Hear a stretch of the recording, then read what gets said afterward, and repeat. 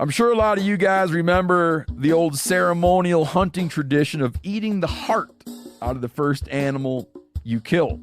Meat from those organs are among the most nutrient-rich foods on the planet. You can get those same benefits your ancestors craved via convenient daily capsules from Heart and Soil. Find out more at heartandsoil.co. And remember, use code MeatEater for 10% off your purchase. There's nothing like snook hook sets at dawn or catching a tarpon in the moonlight.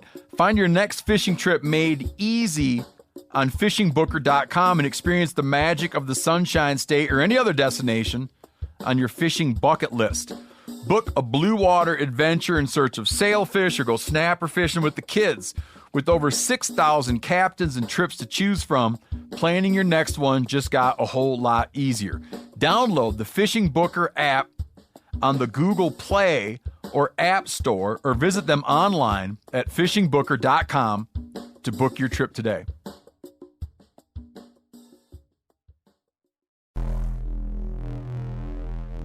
Welcome to the Wired to Hunt podcast, your home for deer hunting news, stories, and strategies. And now, your host, Mark Kenyon. Welcome to the Wired to Hunt podcast. I'm your host, Mark Kenyon, and this is episode number 132. Today on the show, we're talking venison, and I'm joined by wild game chef, cookbook author, and the host of the Sporting Chef TV show, Scott Leysath.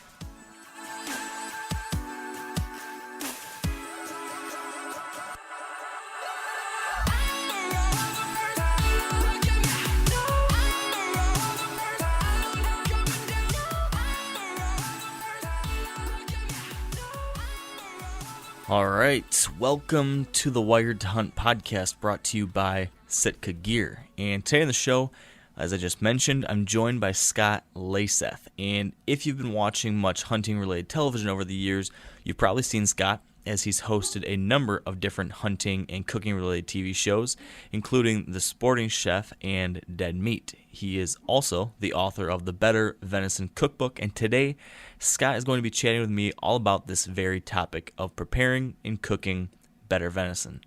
Hopefully, with several months of hunting season now behind us, you and I, hopefully we both got a freezer full of venison, and our goal today is to give you some next level advice on how to turn all that frozen meat into some absolutely delicious meals. Now, Dan is actually not with us today, as I actually had to record this episode earlier in the day than usual so that I could get out hunting. Unfortunately, nothing too exciting came of that hunt. Holyfield continues to be very good at picking the right places to be, and I continue to not be, but I guess that's probably why I enjoy this deer so much. And speaking of Holyfield, I do have an update on our conversation last week and that decision on whether I'm going to pass him or not, if he actually gives me a chance, which that's no guarantee. But I'm going to hold off on discussing that until Dan is back so that he can ridicule me if he wants, I suppose. So with that said, we need to pause now for a quick thank you to our partners at Sitka Gear, who have been making this podcast possible for about 2 years now. And unfortunately, as some of you let me know, there was some kind of audio glitch, I guess, in last week's episode. I screwed up, and it kept the Sitka story from playing properly. So I figured let's try it again this week so you can all so you can all hear Brock Bolt's Sitka story. So as I mentioned, we need to thank our partners at Sitka Gear for their support of this podcast. And our Sitka story today comes from Brock Bolt of Wisconsin. And this year he did something that I've been personally trying to do, as we've just been discussing, which is hunting and finally killing a buck he'd been after for several years. And after multiple past encounters and tons of pictures, finally this fall a shot presented itself and Brock closed the deal. Now, right after that shot, was it shock? Was it just a celebration? Did you feel any of that kind of sadness that now this deer that you've been hunting is gone? Any of those things happened for you? I tell you what, Mark, you hit it on the head. Every single one of those emotions went through. I sat up in my stand for 45 minutes because I was shaking. I was emotional. I got to call my dad and tell him, basically, I proved you wrong. I knew I would get this deer. It was awesome. There were tears fist pumps. It was just amazing. I'm still smiling ear to ear. It's so awesome. I'm sitting here looking at his rack right now. I imagine that is a big time distraction. When I've got one of those sitting in my office that it's not quite up on the shoulder mount yet, I have a hard time not just holding it and looking at it and turning it around in my hands.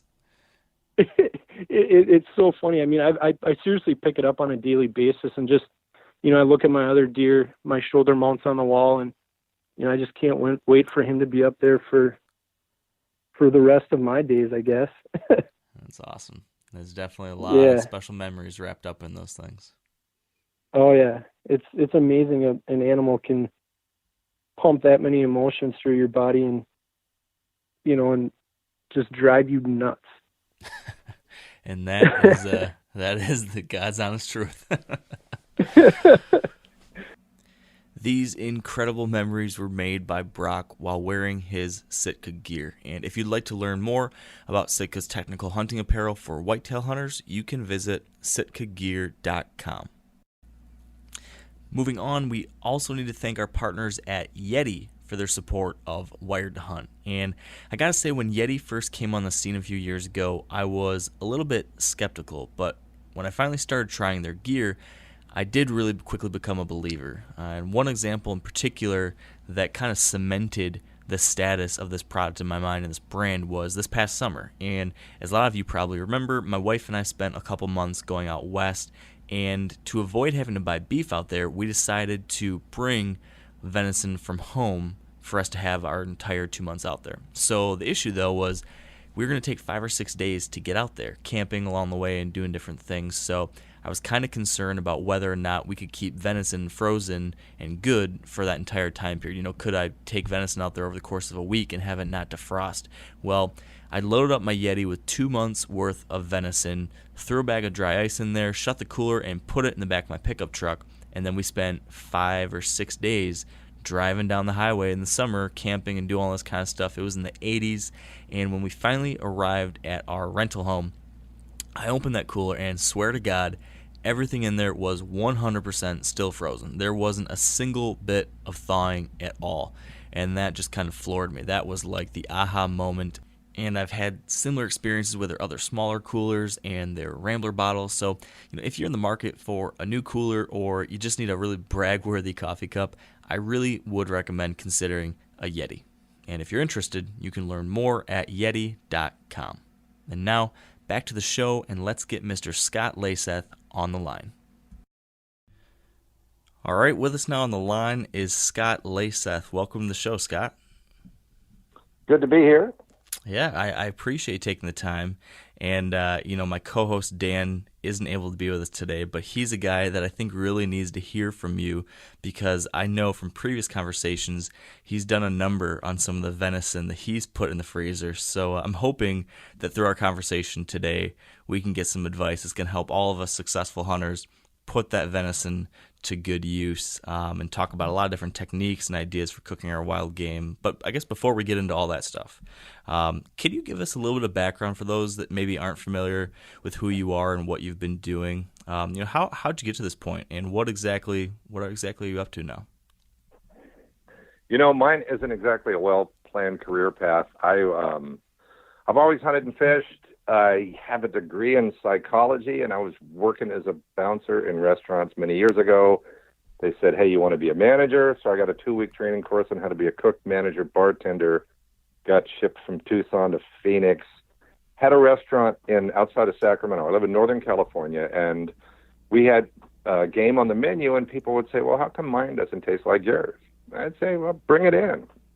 And people started bringing their game to us, and we would prepare it at the restaurant. And from there, somebody noticed. I was on HGTV for 3 years, starting in the late 90s. And I've had a show on Sportsman Channel since they started 12, 13 years ago.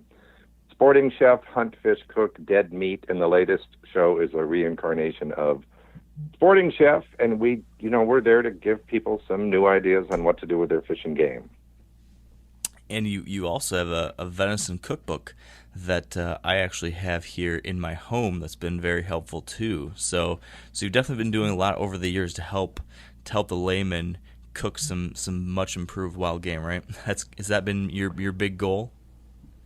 That's the goal, and I'm not trying to out-chef anybody and have the most obscure ingredients and the most detailed venison recipes.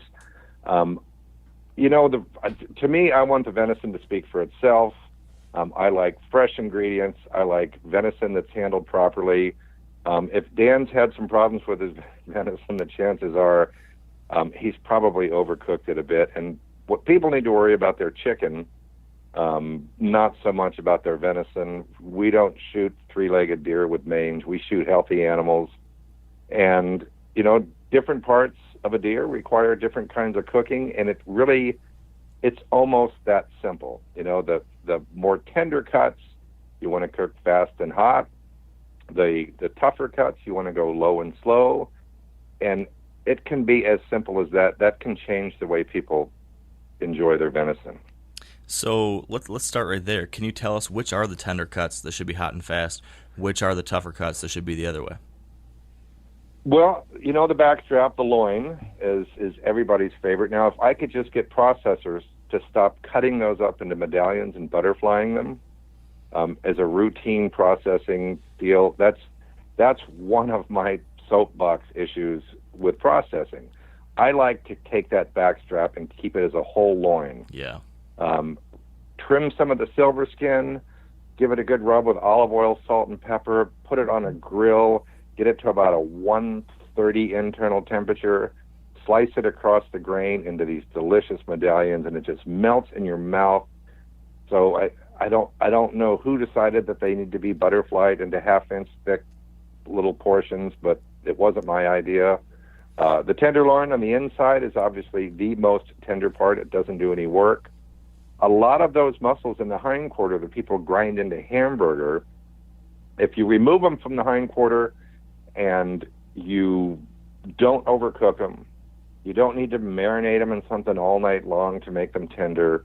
Just don't overcook it. Slice it across the grain. I do it all the time, and people say, "Oh, wow, that's some really good backstrap." And I go, "No, that's actually top round or bottom round." And the tougher cuts, one of my favorite is venison shanks, the part that often gets cut into little circles for dog treats or thrown away. That lower leg section, you cook it low and slow, and it just falls off the bone. It's like veal ossobuco. It's so delicious. You have to actually tie a string around it when you cook it because it literally will fall off the bone that tender. Neck roast, shoulder roast, that's low and slow stuff.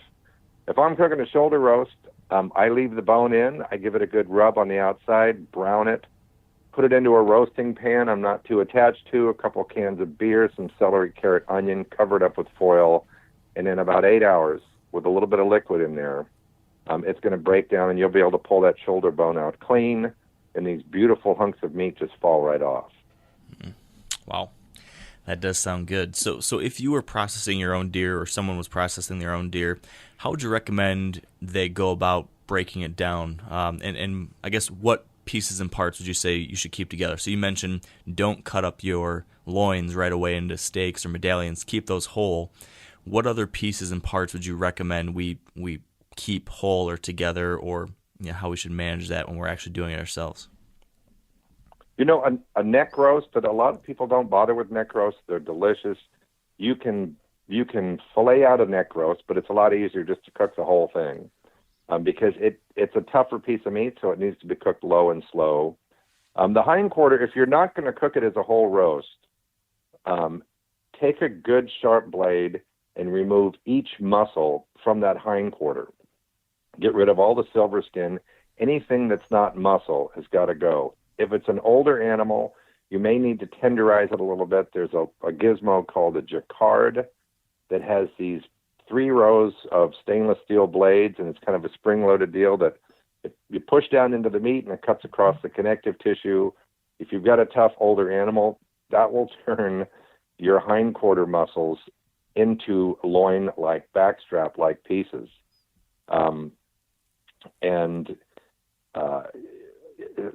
The top sirloin, keep it whole.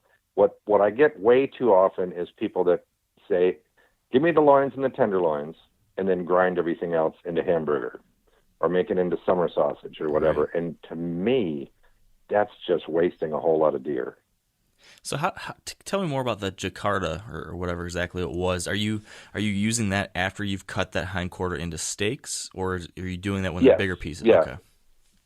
It's a Jacquard, Jaccard, and I've been using them for years. I've got no dog on the hunt. They're not sponsors or anything. They're just really handy. There are other tenderizers that have little steel points, little needle points. They don't work nearly as good. The Jacquard, and I think there's a couple other ones that do the same thing. They have these flat stainless steel blades, and it doesn't change the texture of the meat. It's also really good for big Canada goose breasts that are not normally everybody's favorite, but it'll tenderize it without changing the composition of the meat. It doesn't turn it into hamburger. You have to kind of look really closely, and you see these little tiny slits in it, and that'll break through the connective tissue in it. It makes a gigantic difference. Now, in your book, in your cookbook, the Better Venison cookbook, I saw that you mentioned that you don't recommend using meat tenderizers that you like a powder or something you shake onto meat. Why is that? Well, I think that's, and I see that in a lot of hunting lodges and duck clubs and things. There's a whole lot of Adolph's meat tenderizer. To me, that turns the texture. It makes it too mushy, as opposed to having. I like firm meat. The reason I think that people have gone to the meat tenderizer is because they've overcooked their meat, and if they just wouldn't cook it so long, you don't need meat tenderizer. To me, it gives it kind of an odd texture that isn't natural. And really, if you've got a tough piece of meat, to me, the better way to do it is to cut it up and cook it and turn it into stew. You get cheap stew meat at the grocery store, beef stew meat, and it's one of those things where you brown it and it's going to get really tough, but eventually it's going to get really, really tender. And to me, that's the better way of cooking a tough piece of deer, as opposed to putting some kind of compound on it that's going to tenderize it. And I just don't like the texture that it gives it once it's gone through the whatever it is that's in the tenderizer. So speaking of tough deer, do you give any credence to the kind of long-standing belief that older deer are tougher, younger deer are more tender? Is that a real thing, or is that just? Yeah, it pretty much is. But I mean, and we've all had older deer that are going, wow, this tastes really good. But, the older you get, the chances are you're pretty smart. You've been able to avoid most predators and humans in order to live that long. And you've had a pretty good workout. And, in general, younger females, any kind of animal out there, if we're going to be cooking them, they're better eating than old males. It's just the way it is. For whatever reason, a young doe tastes better than an old buck all day long. Would you say that's the case even with like a super tender cut, like a backstrap? Like is an old buck backstrap or loin not going to be as tasty as the young one? Not to me. It's darker, it's tougher. And by the way, on those loins too, you'll notice that the grain runs at kind of an angle. It doesn't run at a perpendicular angle or something that kind of makes sense. So when you go to slice that across the grain, be very, very careful which way the grain runs. Cutting across the grain before you serve any piece of meat is going to make a big difference on how it eats. But yes, it's been my experience that the older males are going to be tougher than the young males or young females. Can you elaborate on that last point, the cutting with the grain versus against the grain? What exactly do you mean by that, and why does that make a difference? How does that make a difference? Well, if you look at any piece of meat, any kind of, whether it's beef or deer, you'll see that the grain runs in a certain direction. You'll see the lines through the meat. If you cut with the grain, if you're slicing it with the grain, and you look at this slice of meat and you see these lines running through it across the length of the meat, you haven't cut across the grain of the meat. If you cut across it, What it does is it cuts across the connective tissue. And when you go to eat it, it's a lot more tender. You'll notice you can get the same piece of meat, and if you slice it after it's cooked with the grain, it's going to be a lot more tougher to the tooth than if you cut it across the grain. If you get an older, tougher backstrap, and you're cooking the whole thing and you go to slice it, you'll notice a distinct difference between cutting with the grain and across the grain. Any kind of piece of meat, if you're going to slice it, make sure that you cut across the grain. Interesting. And so are you saying that with a backstrap, it's not always going to, the grain's not always going to go along the length of the backstrap like you would assume, or is that is the case? No, it actually goes at kind of an angle if you really take a look at that backstrap. And so what I like to do is when I'm cutting backstrap, I will cut it along the grain first and cook it in kind of sections, slicing it with the grain about maybe 4 inches wide. And then I'll cook it, and when I go to serve it, I'll cut it across the grain. It just doesn't run either, a direct perpendicular or all the way down the line of that backstrap. It runs at an angle. When you look at it, it's kind of hard to explain, but when you look at it, it's really obvious. Just make sure that when you go to slice it, you go across the grain. That's good to know. That's something I never really thought about. And you would just assume that it would be running lengthwise all the way down that loin like that. But that's very good to know. Speaking of loins, yeah, it'll make a big difference. Yeah, speaking of loins, when it comes to the tenderloin, especially on like a younger deer, sometimes those can be so tiny. There's not a whole lot there to work with. Or if you shot maybe high on the lungs or something like that, you might have a little bit of issue where broadhead nicks it or some kind of blood issue like that. How do you go about using those inner tenderloins? Because sometimes it's not really enough as a main piece of meat. No, it's more of a snack on the little animals. It's certainly not the same as a beef tenderloin. It's just this little flat piece of meat. And, a lot of people call the backstrap tenderloin, but that's the loin. It's that flat inside muscle you're talking about.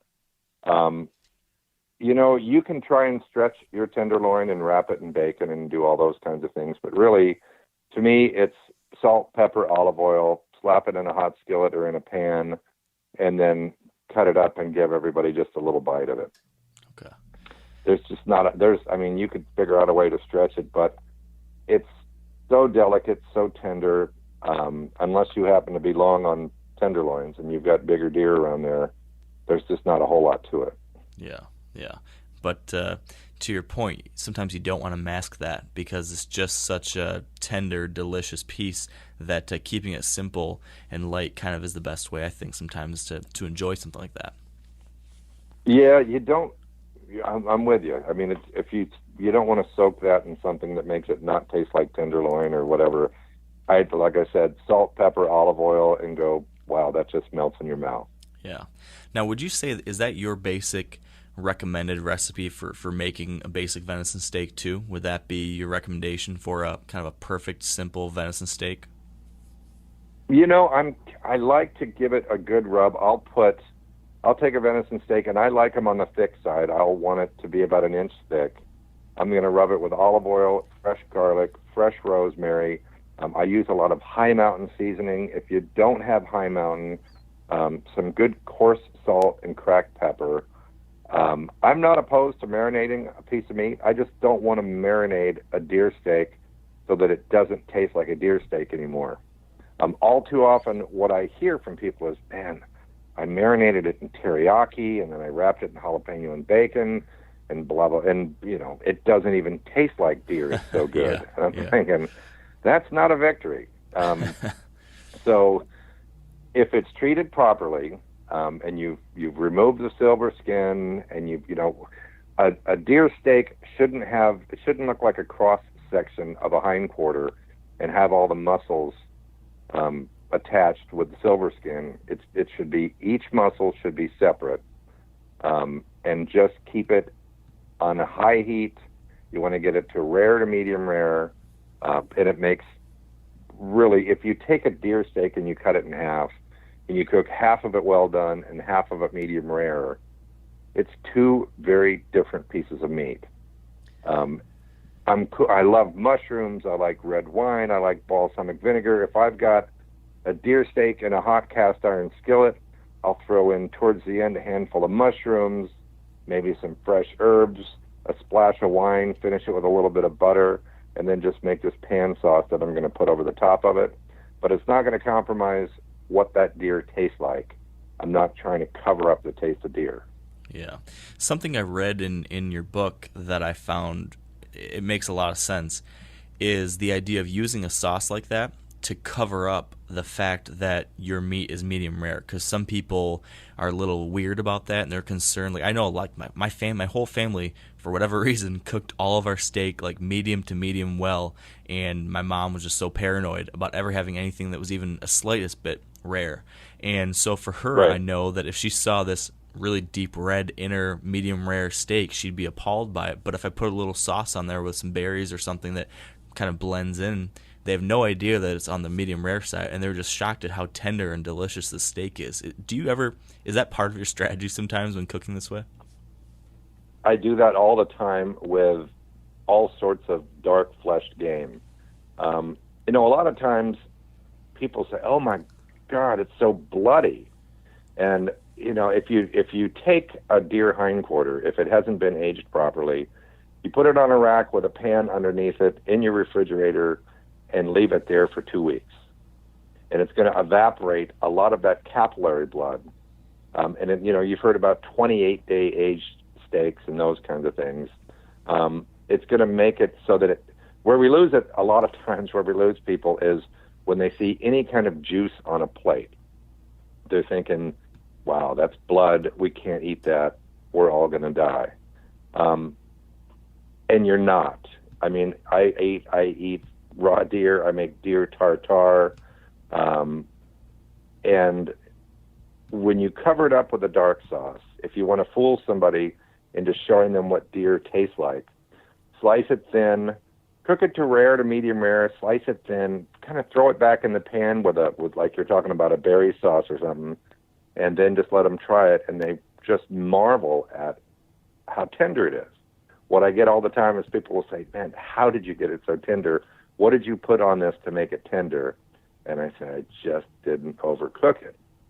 And a lot of times I'll show them a piece of the meat that doesn't have that dark sauce on it, and they kind of freak out a little bit. But it's almost baby steps. Some people you're never going to get to not eat their meat well done. They were raised that way. I've had people call me and say, "We want you to come out to wherever it is and cook a bunch of deer or elk for us." And I go, "Okay, well, when you go to a restaurant, how do you order your steaks?" And if they go, well done. I said, if everybody there is pretty much well done, I'm not the guy. Yeah. I can't come out there. I can't come out there and cook your deer well done. It's just it's not going to work for me. I don't know how people can eat venison like that.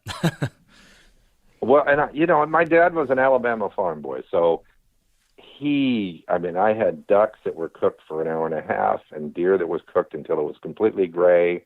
And as much as I like to hunt, I'm thinking, man, if this is what this stuff tastes like, I don't know if I can hunt anymore.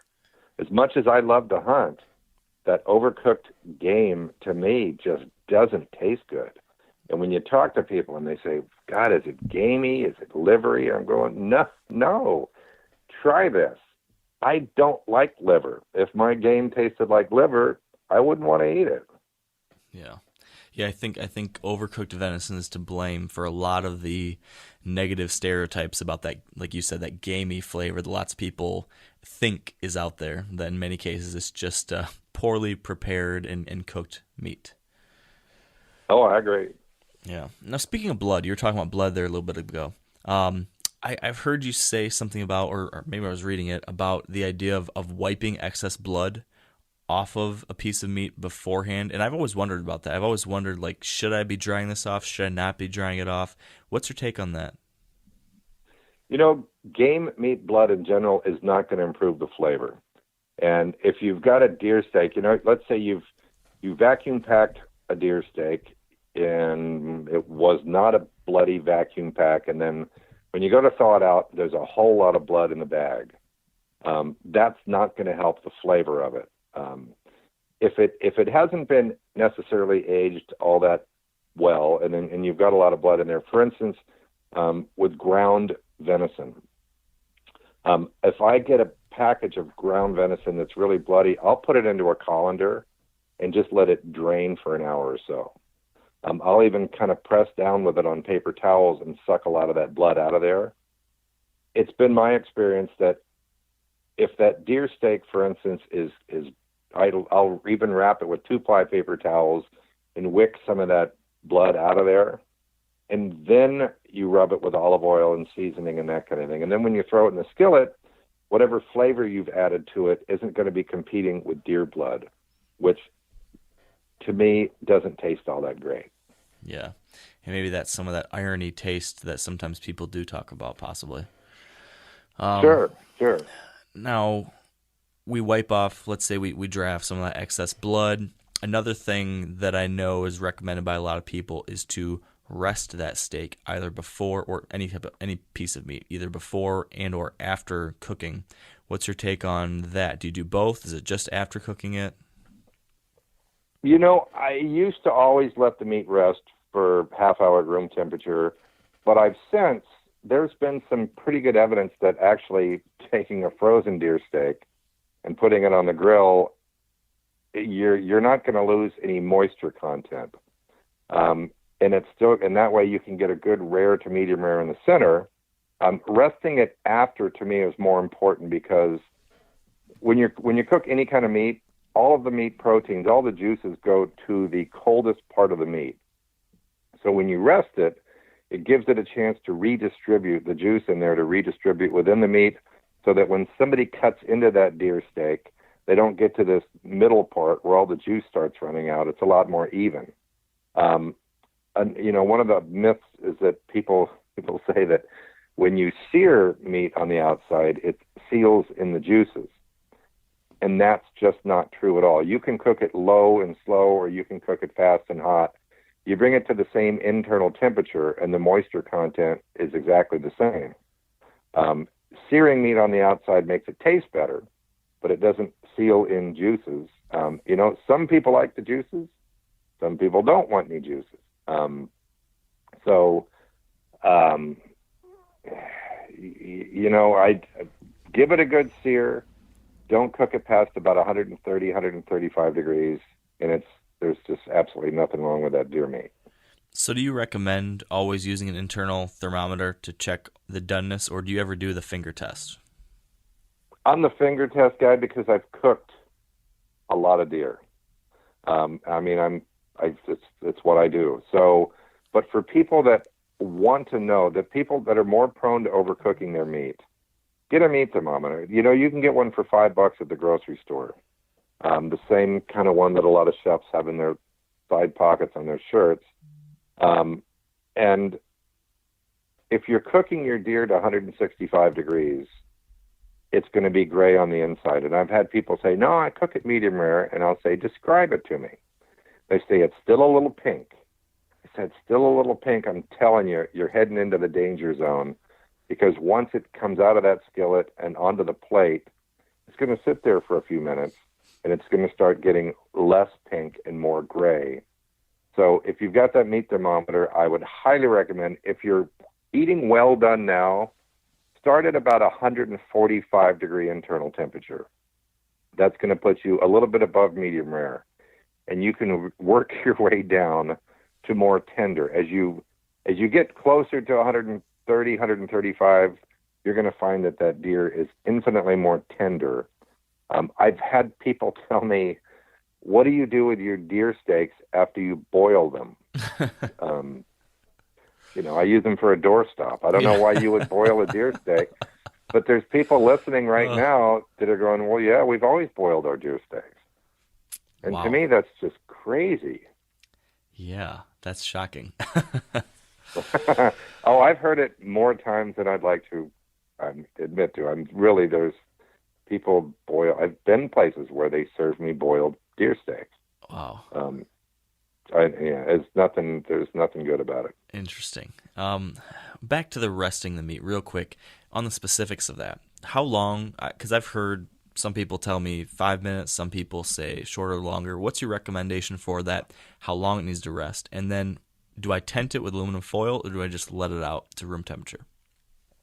Well, I like to tent it with foil just because it's going to cool off. There's not a whole lot of fat in a deer steak to keep it hot, make it very forgiving. So if you err on the undercooked side, if you take it off at 130 degrees, put a little tent over the top, just let it rest for 5 minutes because you don't want a cold deer steak, and you can't rest it in the oven because then that's not really resting it. So just let it sit. If you have a hot plate that you're putting it on, that's fine.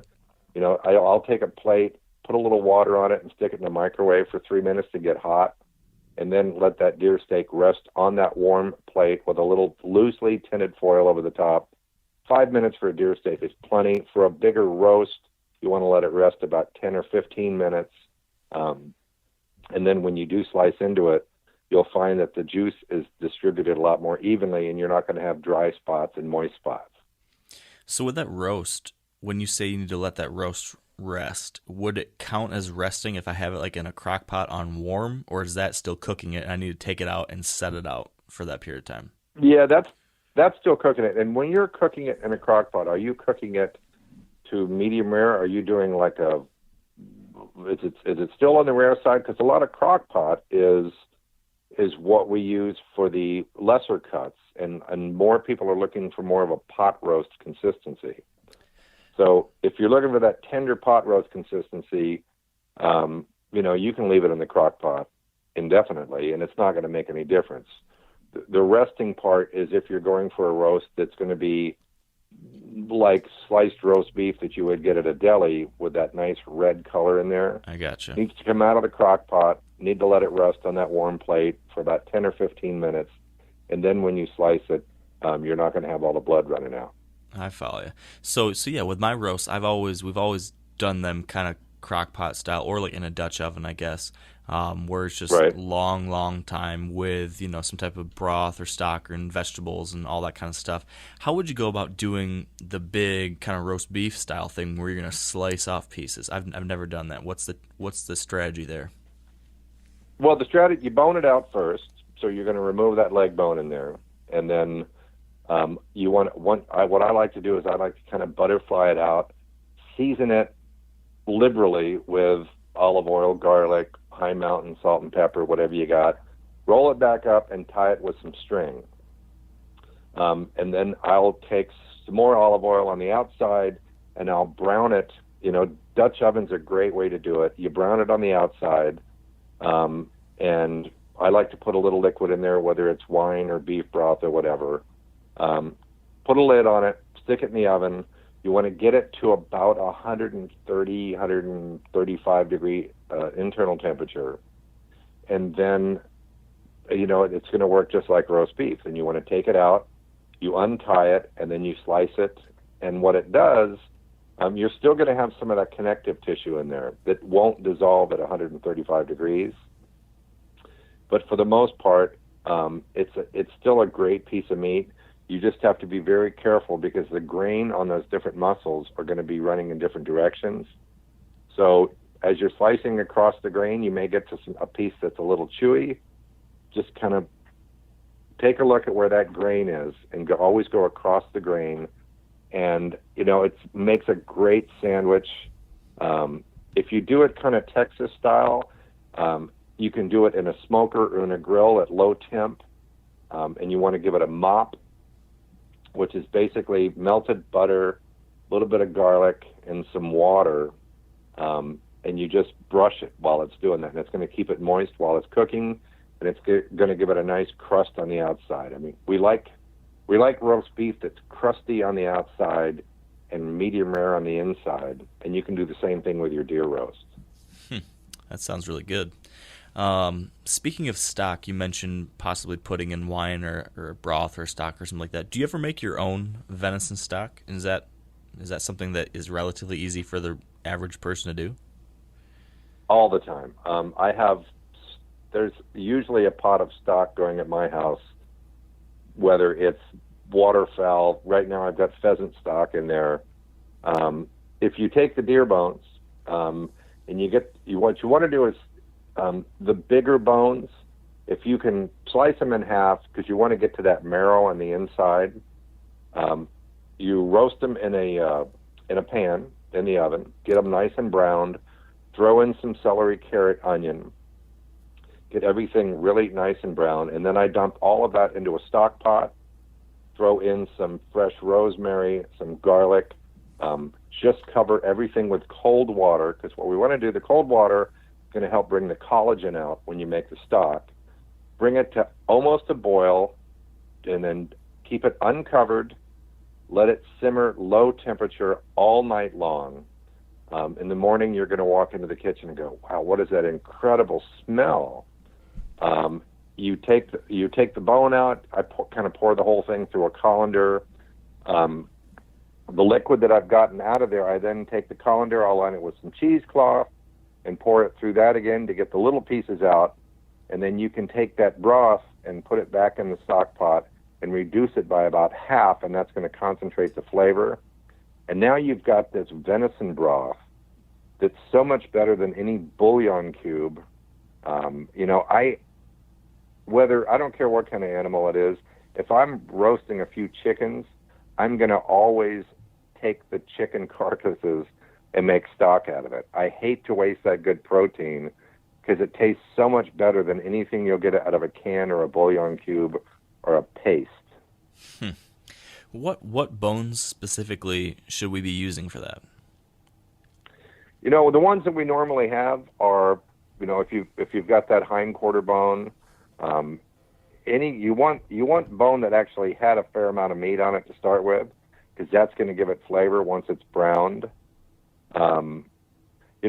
If all you've got is a bunch of ribs that you were going to throw away, those ribs make great stock because there's not a whole lot of meat on them, and a lot of people don't like to mess with the deer rib bones. But if you roast them and throw them into a big stock pot and then reduce them down with that liquid in there, they're going to make great stock.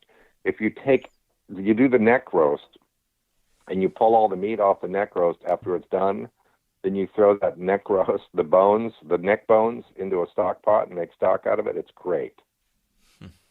What about leg bones? Is that too big or? Yeah, the leg bones are great. You don't want to go too low. I mean, anything kind of above the shank, if there's bone left over, if you've trimmed everything out, any of the stuff that still has the meat on it, and the sinewy parts that you haven't been able to do anything with, once it's browned, and then once it's browned and you made stock out of it, you'll be able to shred some of that meat off it too that was otherwise not usable.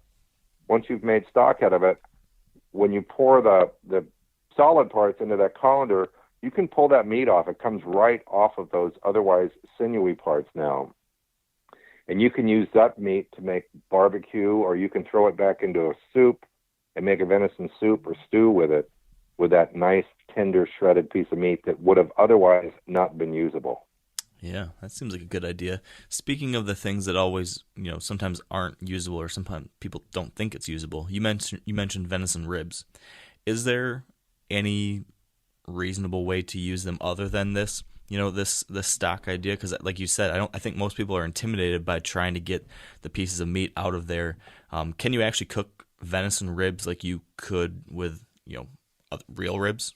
No, not real ribs, but there's like a pork rib or a beef rib. There's just not.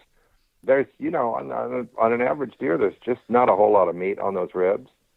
So, if you're gonna cook them, what I like to do is I'll take the ribs and I'll put them into a roasting pan and get them nice and browned on the outside. I'm going to take my time with it until it's tender. If you're cooking baby back ribs, you can't rush it. In order for even those tender pork ribs, you can't do it quickly. It takes time to get them tender.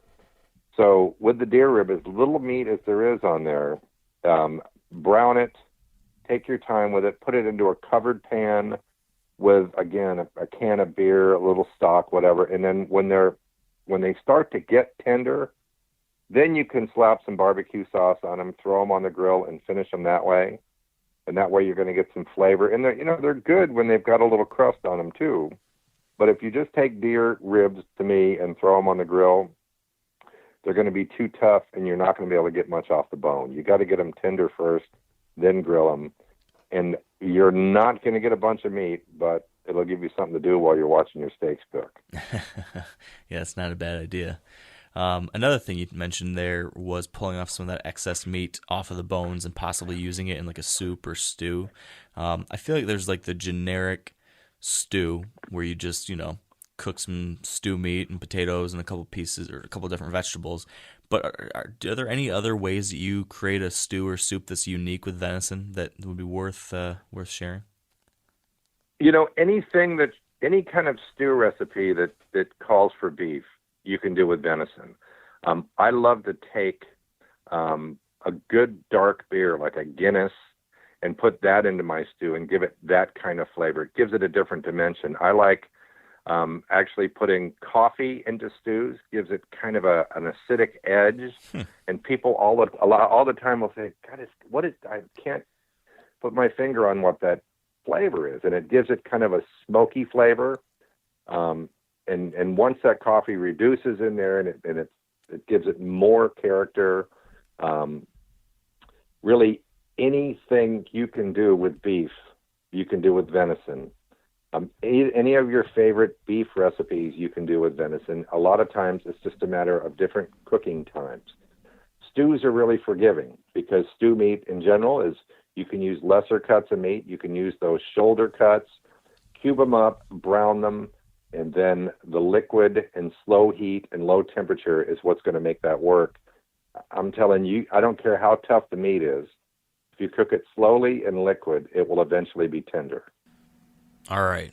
Well, we are going to take a quick break here for a word from our sponsors of this episode, Redneck Blinds. And as I mentioned last week, Redneck is offering a great deal for Wired to Hunt listeners through the end of 2016. If you use promo code WIRED, that's WIRED, at checkout on Redneck's website, you can get $100 off their hay bale blinds, $50 off their soft side blinds, or $20 off their portable hunting chairs or T-post feeder.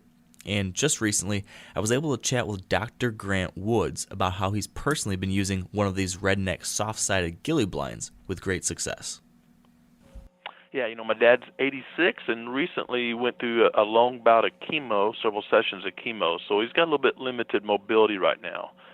And he really enjoys deer hunting, not going to climb a ladder stand or something like that. So I simply moved a Redneck ghillie blind to the downwind side of a plot that I had put a trail camera on, knew some deer were coming in, and I love the ghillie blinds because, boy, they're big, they're easy to get around. That helps with the guy with limited mobility. We can get him in there, and he's not stumbling or tripping, and easy to make him comfortable. I take a big padded lawn chair and sit in there so he's comfortable. And it was a wicked cold day, wind out of north, which was great for deer hunting, but not so good when you're down to 130 pounds after a chemo and you get cold real easy. Got Dad in the ghillie blind, and what made this work was, I just moved there literally that day, that morning, which deer often avoid anything that new, especially this late in season. This was a late season hunt. But I set it right next to a cedar tree, cut a few limbs off of it, and just took some of the ghillie straps, if you will, or the material that makes it a ghillie blind, and tied the cedar limbs right in front. The easiest brushing in I've ever done, if you will. I just literally took a couple of strands, tied some cedar branches on there.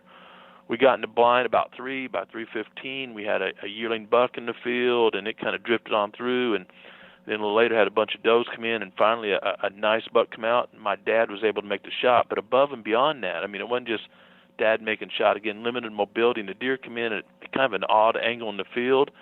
And I had to get my dad up. He uses a cane, so not easy to do. Moved the chair over just a little bit so he could be more comfortable. You and I would have just leaned over and shot, but my dad's not that flexible. And was able to do all that without alerting the deer in late season. I thought that was a huge testimony to how well a ghillie blind works. Awesome story there from Grant. And again, if you're interested in picking up a ghillie blind or anything else from Redneck for yourself, be sure to head to redneckblinds.com and use promo code WIRED. That's promo code WIRED, and that's through the end of 2016. And now, back to the show. Yeah, that seems to be one of those rules that's hard and fast, and thank goodness, because it helps a lot of us out when we do, we've got that type of cut that otherwise would be tough to deal with.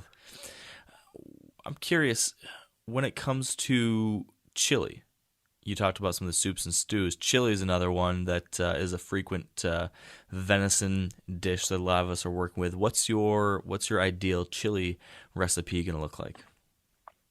Mine is going to be more of a southwestern, and it's not ground; it's cubed.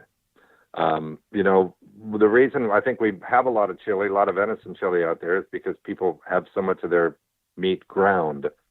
Whereas if you take that hind quarter, you bone it out, you cube out that meat, and you brown it, and then I'll throw in chopped onions, some different kinds of peppers. I like to use Anaheims and Poblanos and get them nice and soft. I'll put in a little bit of either beef or chicken broth or game broth, some tomatillos, fresh cilantro, cumin to season it, some cumin, a little chili powder, salt and pepper, and just let that simmer until it gets really, really tender. Serve it with warm flour tortillas, and people can just kind of spoon it into the flour tortilla and wrap it up. You can do a chili Colorado, the same kind of thing, except, those dried chilies that we see hanging in the plastic bag in the Hispanic section of the market. A lot of people don't know what to do with those. Mm-hmm. You soak them in hot water for 30 minutes, take the stem and the seeds out, throw them into a food processor with a little bit of that water that you had soaking them, and that's going to give it that rich red color to your chili. All too often, what most people do is they take their ground venison, and a lot of times it's ground too fine. I like more of a coarse grind. I like to add about 20% either pork or fatty pork or beef to my grind, and then you throw in the chili seasoning mix and the onions and whatever, and it tastes good. But I like to do it a little bit different. Lived in Arizona for a number of years and kind of like that southwestern flavor. So I'd rather have it cubed than ground if I have a preference. Yeah, it does sound like a pretty good take on it. Speaking of ground venison, like you mentioned, so many hunters, we have so much ground venison, and I feel like there's like a lot of us, like I'm guilty of this too, you kind of have a couple fallback things that you do with that ground venison, but over the course of a year, you end up eating the same stuff over and over and over. It's like, okay, I'm having chili, then we're going to have hamburgers, and then we're going to have, Italian like pasta with meat sauce. Do you have any unique ideas for how to use that ground venison that's maybe a little bit different than what we're used to? I use it for meatloaf a lot, and I'll take ground venison, ground veal, ground pork, whatever's on sale, and mix it up with it. Again, I might go southwestern on that too and put in some fresh corn and jalapeno peppers and some cheese in there and then what's really good about it is the next day after you've eaten the meatloaf, you slice that up, throw it into a skillet, and make a really cool meatloaf sandwich out of it. Some good crusty bread on both sides. Take some mayonnaise, squeeze some lime juice and some sriracha in there, and make a lime sriracha mayo to put on top of your grilled meatloaf sandwich that you've made with your ground venison. And when you're making venison burgers too, I mean, there's so many things you can do with venison burgers, venison meatballs. Add mushrooms, peppers, garlic, onions. I like to add blue cheese, crumbled blue cheese to my venison burger. You can either put it right in the center of it, so it's kind of like this blue cheese surprise in the center, or mix it up with the whole thing and give it a blue cheese flavor. If you don't like blue cheese, use a cheese that you do like, and that's going to add some moisture to it too. If you saute a bunch of mushrooms, throw that in with your ground mixture. It's going to give it more moisture and more flavor. Ground venison is dry. It doesn't have a lot of fat in it, so I like to add some fat to it. And I'm by no means, if I've processed the deer, if I know it's been processed properly, I'm not afraid of a medium rare venison burger. Yeah.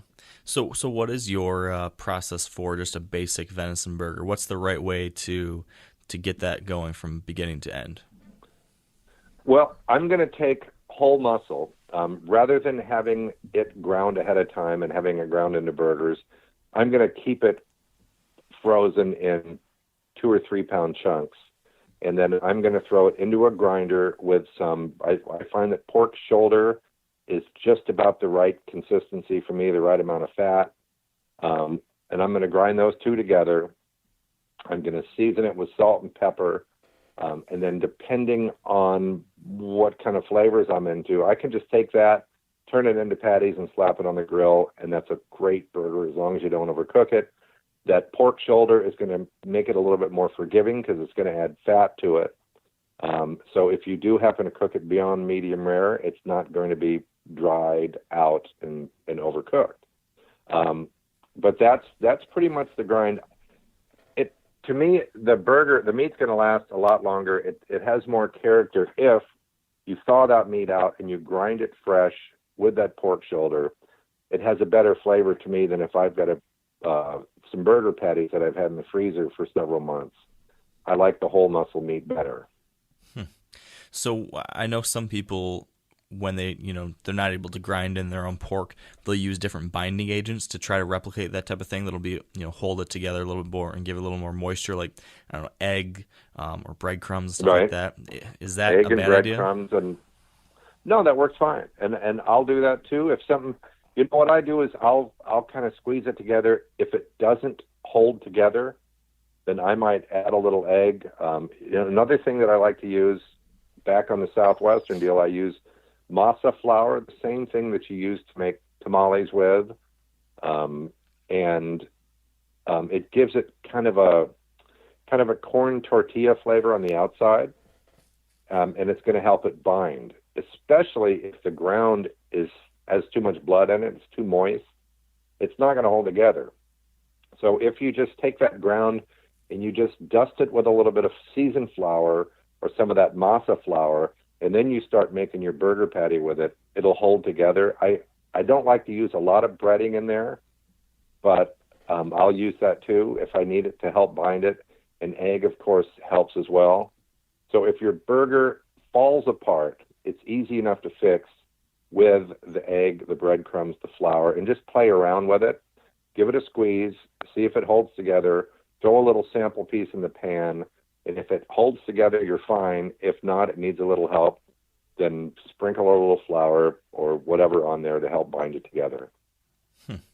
Now, what about the size of your patties? You see lots of people do the really big, thick patties, but then I've heard some say you got to do the super thin kind of smash burger style. What do you think's the best way to go about that? Mine's about 3/4 inch thick, and then I just kind of press down a little bit, and as it starts to, so it doesn't turn into a baseball, I'll just press down on it because I want that rare to medium rare. I'm more likely to do it in a cast iron skillet than anything because I like to get a hot cast iron skillet and just get it nice and crusty on the outside. Once it's well browned on one side, I'm going to flip it over and then count to maybe 20, put a little cheese on top, and that burger's done. To me, if it's thinner, you have a lot more chance of overcooking it. But again, I'm not eating your burger. So if you like it thinner, crustier, whatever, it's a personal preference. What I do want people to do, though, the people that are used to eating overcooked meat, just take 15 seconds out of your life and at least try a piece of medium rare. If you have to be blindfolded or if you have to have a couple glasses of wine to make that work, really, you're not going to die. Nothing bad's going to happen. You might discover that you have a whole different piece of venison in that freezer. Yeah. So kind of back to that, trying to get people to eat these pieces of meat a little bit more rare. You mentioned earlier about the idea of marinating different things like that. We talked about sauces, how that might kind of cover up the look of some of this meat. When it comes to marinating a piece of meat, maybe that'd be for a steak or something along those lines, do you have any recommended marinades? Do you tend to, I think you mentioned earlier, you stay away from it a little bit. I guess, what's your take on marinades, and is there anything we should try on that other than your standard, teriyaki sauce or Worcestershire or that kind of thing? I stay away from sweet marinades like the teriyaki because it tends to burn on the outside when I go to cook it. So if my go-to marinade is going to be olive oil, garlic, a little bit of balsamic vinegar, some fresh rosemary because I've got it all over the yard, salt and pepper, and not a lot of balsamic vinegar because I don't want it to taste real sour. And you could put a little red wine in there too. Helps give it some flavor, some color. That's my basic go-to game marinade. I've got a website, sportingchef.com, that's got that very same marinade on there too. And I'm not a big fan of trying to cover up the flavor of the meat and make it taste like something other than venison. I want a mild marinade. With the olive oil, that's going to add some fat to it because there's really so little fat in deer steak. It's going to add some fat to it. It's going to add some flavor to it. And with that oil on the outside of it, it's going to help brown it when you do throw it on the grill or put it in a pan. The deer poppers and duck poppers with the jalapeno, bacon, cream cheese, etc., they're good, but they don't taste like deer to me. Yeah, it's just kind of an unnameable deliciousness, but... Well, yeah, anything with bacon and jalapeno, I mean, you could do that same recipe with your finger, and I think it would taste pretty good. Yeah, let's not test that theory. I hate to do that to my venison. Yeah. Oh, that's funny. So we're moving into the holiday season. All right, Christmas is coming up here. A lot of people are going to be fixing maybe some of their own venison for their family and friends. I'm curious, first, venison appetizers. Do you have anything on that front we should be thinking about to start off the meal? That's a great use for that tenderloin. A little grilled tenderloin, maybe just a little mild mustard dipping sauce while everybody's in the kitchen waiting around. You can use every part of that deer for the venison main course. I'm going with that whole loin, that backstrap that I was talking about, and I'm going to give it a rub with olive oil, salt, pepper, a little bit of coffee in that rub too. Makes it darker on the outside, gives it a nice crust. You just take some ground coffee. You can use instant. You can use whatever grounds were left over from your coffee this morning and add that to the rub. Brown it well on the outside. I don't care if you cook it on a grill, smoker, whatever. Don't get it past 130, 135 degrees. And you're going to have this delicious medium rare backstrap. Slice it, serve it with some horseradish sauce, just like you do prime rib. Take ground horseradish, some sour cream, a little bit of Worcestershire, and some fresh rosemary, and you serve that on the side. If you don't like that, you just don't deserve to be eating this venison. I'm telling you, it's so good. Any of the other appetizers too. If you take some of the smaller muscles out of the hindquarter, you cut them into about 2-inch widths, and you wrap the whole thing, encase the whole thing in bacon, and make a bacon shell. And I think I've got that in my cookbook too. And then after you grill it on the outside, once the bacon's browned on the outside, it's done. And you slice it into little bacon-wrapped venison tidbits with a little dipping sauce. That makes a great appetizer too. Any kind of skewered appetizer is great. And you can take some of those lesser pieces too, and you can dice it up, get it nice and crispy, throw it on your green beans. and people won't even know it's venison. Wow, that's the issue here is that it's just about lunchtime here in Michigan while we're doing this, and all this is making me very hungry. So Good. I'm gonna have to hit the kitchen here pretty quick.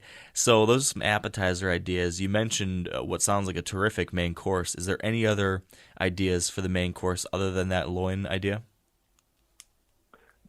My all-time favorite fancy food surprise dish is the venison shanks that we touched on earlier. You just have to save up your shanks in order to feed if you're feeding the family. But if you take those about the lower leg section, right about, you can tell where basically the meat stops and the sinew begins. And I like to take them and cut them into about probably 4 to 5 inch long pieces. Tie a string around them because they're going to fall apart. Give them a good rub. I've got a big square Dutch oven that I use, and I put a little olive oil in there, get them really well browned, and then I'm going to take a bottle of wine, a little balsamic vinegar, some garlic, fresh herbs. I'll throw some celery, carrot, onion in there to make the stock taste good. Then I'm going to cover it up once I've browned it and let them just sit in there at low temp for about 3 to 4 hours. That's how long it's going to take. And this is something you can actually do a day ahead of time. You'll know it's done when that meat just wants to fall right off the bone. So if you've ever had short ribs in a restaurant, or if you've ever prepared short ribs where they're just so very tender and almost pot roast tender, that's what's going to happen with those shanks.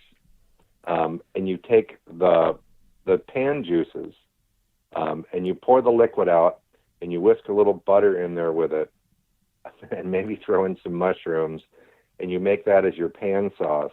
You set those shanks right on top with some garlic mashed potatoes and your favorite vegetable in there. That's a meal that people are just going to go nuts over. Yeah, that sounds very good. And all that sinew and that weird tough stuff, that kind of dissolves when you cook it for that long in that way, right? It disappears, sure. You can also take that loin and you can butterfly it. Take your knife, go along the side of it, butterfly it, and you can stuff it with mushrooms, cheese, prosciutto, any of those kind of flavors. Then you tie it back up with string, roast it, and then when you go to slice it, you've got this really cool center in there. You got a little stuffing on the inside. Put your sauce, whether your horseradish sauce or a wine reduction, or even the balsamic berry thing that we kind of touched on earlier too, and that is going to make for a great meal. Even people that don't like venison, I serve them things like that. I just don't tell them it's venison. Yeah. And oddly enough, my wife is not a big venison eater, and I have a blog on Winchester, whitetail.winchester. I have a venison blog there. So I was doing a food photo. I was doing venison bulgogi, which is kind of a Korean fast-cooked marinated venison deal. And she said, "What are you doing?" I said, "Well, it's beef. It's just supposed to look like venison." And it's for a photo. She goes, "Oh, okay." Well, she took it outside and she was eating it. She got down to one last piece, and I said, "Oh, yeah, that's venison." And she stopped eating it. She said, "You lied to me." I said, "Well, you wouldn't have eaten it if I didn't lie to you." That's so funny. I do that routinely with people. I will lie to them outright and tell them later, "Oh, that was venison," because so many people have decided that they don't like the taste of venison because somebody done something wrong with their deer earlier, and they'll try it and they'll go, "Well, that doesn't taste like any venison I've ever had." Yeah. And it's as simple as taking the right cut of venison and preparing it the right way. And in general, on the better cuts, don't overcook it. On the lesser cuts, cook it low and slow, and it'll completely fall apart on you. Really, if you don't like the taste of deer, don't blame the deer. Yeah. Wise words, I think, right there. So I don't mean to open up what might be a tough topic, but why doesn't your wife like to eat venison? It's just a thing. She didn't grow up in a hunting family, and I've been married for 32 years, and so she's seen her share of it here. And I'm always cooking wild game for large and small groups and television shows and things, and it's just one of those things that she's not going to hop on board on the venison thing if she hasn't done it by now. Yeah. But I'll still sneak it in and just not tell her. You can only do it. You can only lie so much because eventually they're going to catch on. Right. and so if I did it too often, she would suspect it all the time, even when I served beef. So it's not for everybody, So she'll swear it. Well, it just doesn't taste right, and it's in her head, and she knows it, and it's just one of those things I've learned to live with. Yeah.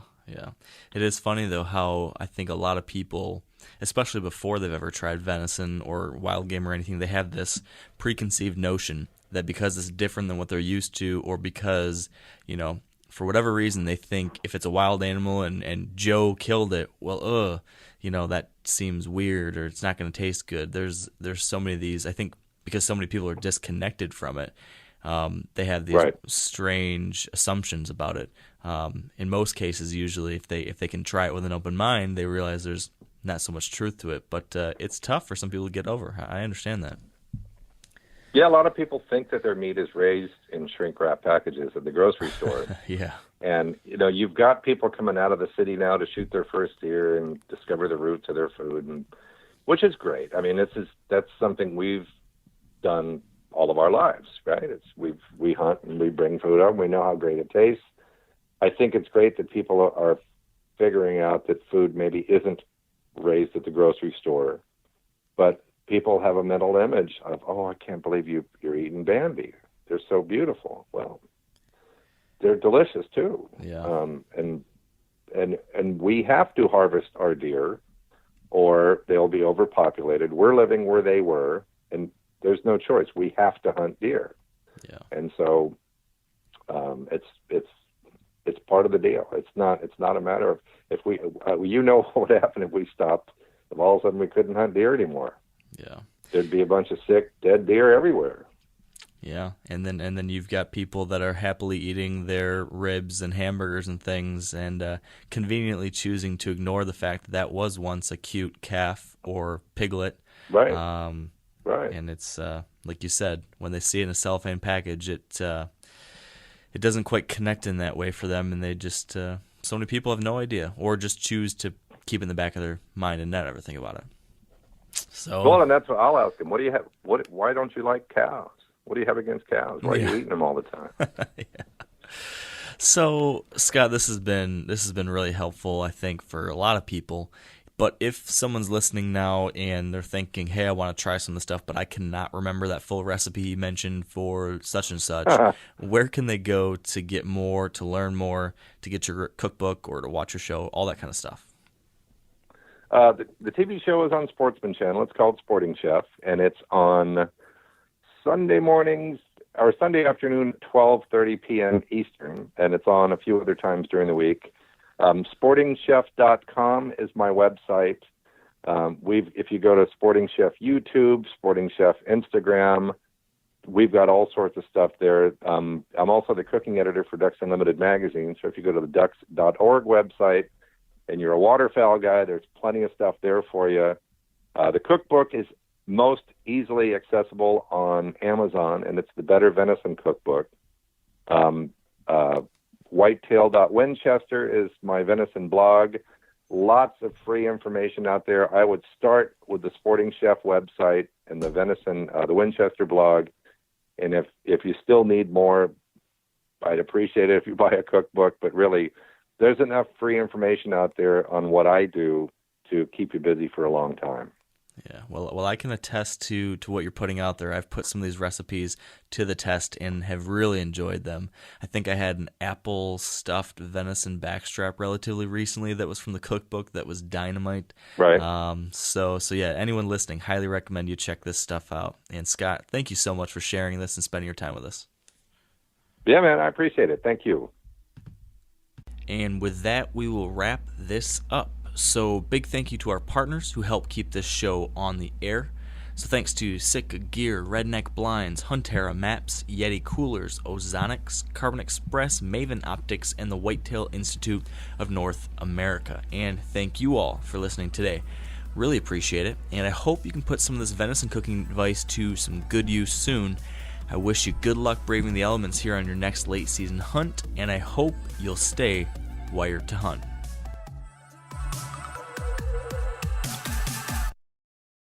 I'm sure a lot of you guys remember the old ceremonial hunting tradition of eating the heart out of the first animal you kill.